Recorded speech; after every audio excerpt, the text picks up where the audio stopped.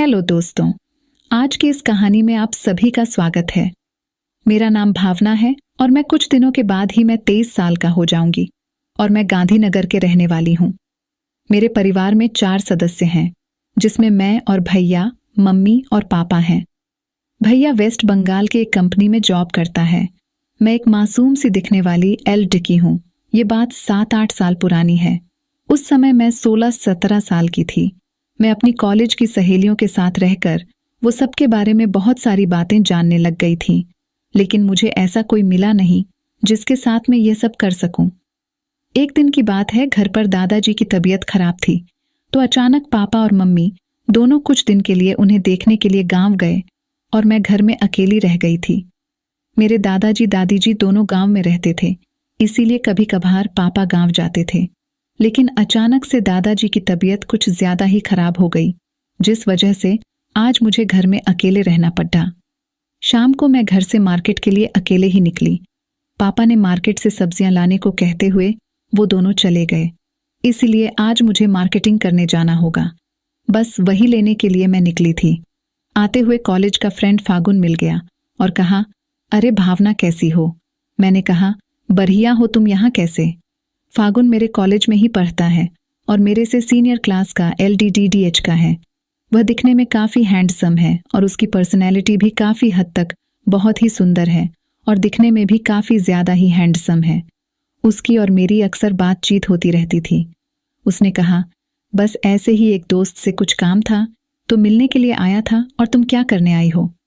मैंने कहा, मेरा घर यहीं पास में है, बस मार्केटिंग करने आए थे। तो फागुन बोला, चलो तुम्हें घर छोड़ देता हूँ। वह बहुत ही केयरिंग था और सबसे बहुत अच्छे से बात करता था। वह ऐसा ही था। तब मैंने कहा, नहीं, मैं चली जाऊंगी। उसने कहा, कोई नहीं, मैं छोड़ देता हूँ। फिर उसने मुझे राजी कर लिया कि वह घर तक तो छोड़ेगा ही और फिर चला जाएगा। मैं मन में सोचने लगी, इसी बहाने कुछ बात भी हो जाएगी। अब मैं उसकी बाइक पर बैठ गई और उसने मुझे घर छोड़ा तो मैंने फागुन से कहा, घर के अंदर तक तो आओ। वह बोला, नहीं, फिर कभी आऊंगा। अब मैंने कहा, डरो नहीं, घर पर कोई नहीं है, मैं अकेली हूं।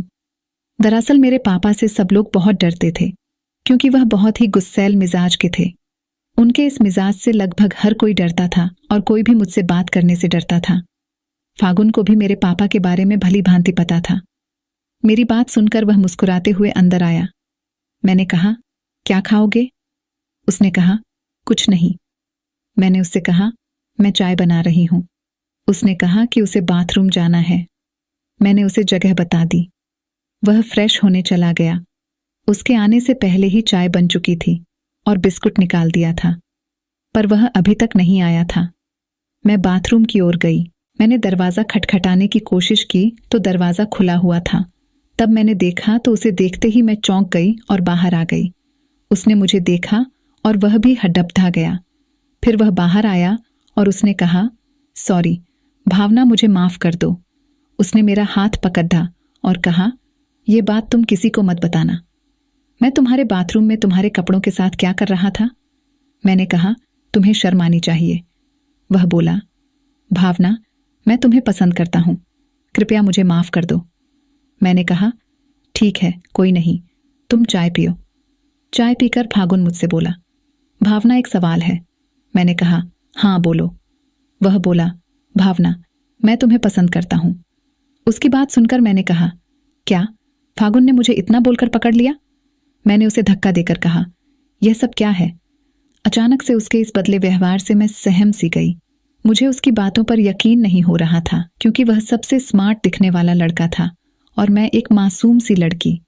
मुझे बिल्कुल भी यकीन नहीं हो रहा था कि वह मुझसे प्यार करता है, लेकिन वह अचानक से ऐसा कैसे कर रहा था? मैं एकदम से घबरा गई और उसी समय मैंने कहा, ये क्या कर रहे हो? उसने कहा, देखो भावना, मैंने जब से तुमको पहली बार देखा है तभी से मैं तुम्हें चाहता हूं, लेकिन तुमसे कभी बोल नहीं सका। मैंने तुम्हारी सहेलियों से भी पता किया कि तुम्हारा कोई बॉयफ्रेंड भी नहीं है, और उसने कहा, मुझे तुम्हारी सहेली मायरा ने बताया कि तुम सब मूवी देखती हो। मैंने कहा, यह सब झूठ है। उसने कहा, मैं सब कुछ जान गया हूं। भावना, अब झूठ बोलने से कोई फायदा नहीं है। मुझे पता है तुम्हें भी इंटरेस्ट है, लेकिन तुम पता नहीं क्यों मना कर रही हो। कॉलेज के कुछ और लड़कियों को छोड़कर सभी के लड़के दोस्त हैं, तुम्हारा भी कोई दोस्त नहीं है। कृपया भावना मान जाओ।